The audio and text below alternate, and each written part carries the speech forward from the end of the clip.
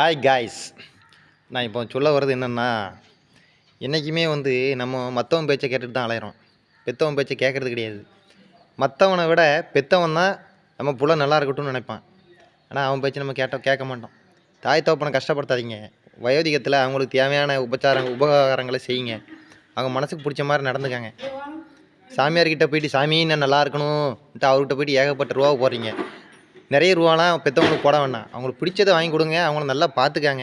அவங்களுக்கு என்னங்க வயசான காலத்தில் 3 வேளை சாப்பாடு, நிம்மதி, அதை கொடுத்தாலே போதும். நீங்கள் நல்லா இருப்பீங்க.